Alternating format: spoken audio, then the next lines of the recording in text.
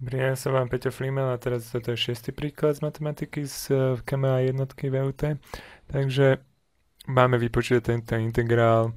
Vidíme, že použijeme teda hneď funkciu per partes alebo metódu per partes. Teraz, jak sa robí per partes? Tu máme učko a včko.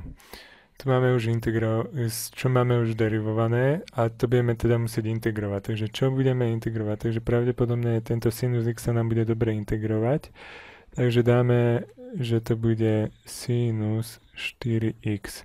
A včko to bude v podstate táto časť. Vidím, že sa mi to bude aj dobre derivovať, že mi zostane potom, že mi dostane iba jedno číslo 2. Takže 2x minus 7. Takže chcem toto per parte si určiť čo najjednoduchšie, jak určiť učko a včko. A z toho nám bude aj vyplývať, jak rýchlo to teda vypočítame. Takže tuto budeme musieť vypočítať u nederivované a tu v derivované. To znamená, že aby som ja u nederivované, tak to musím zintegrovať sinus 4x a toto musím zderivovať. Takže to je x, to je derivácia dvojka. A učko je sinus 4x, je integrácia sinus 4x je minus kosinus 4x lomeno, toto je ax, takže lomeno 4. Takže teraz už len zapíšeme túto integráciu takým spôsobom, že týmto s týmto znásobíme mínus týmto s týmto. Takže ideme na to.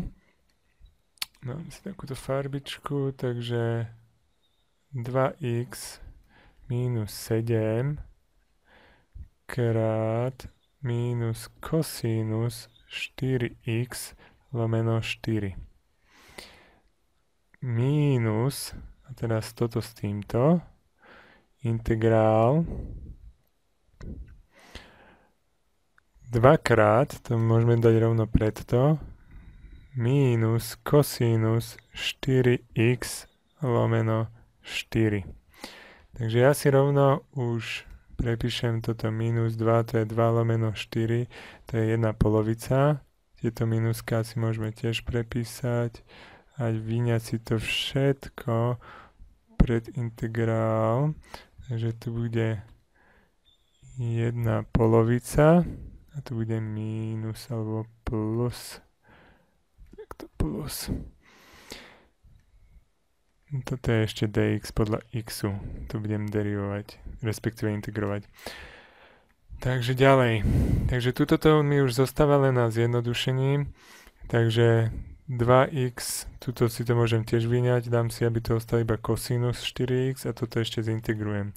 Takže to bude 2x lomeno 4, to je vlastne minus x pol, minus, toto je, že minus, takže to je plus 7 štvrtín, zatvorím to a to bude kosinus 4x plus 1 polovica, to asi zmážem, lebo ešte tu budeme dochádzať k integrácii, takže kosinus 4x je integrácia kosinus je sinus 4x lomeno, to je kosinus 4x, to je ako keby ax lomeno a, takže ačko je v tomto prípade 4, takže 4 a ja rovno toto plus c a ja rovno toto, vidím, že sa mi to už podobá na ten výsledok,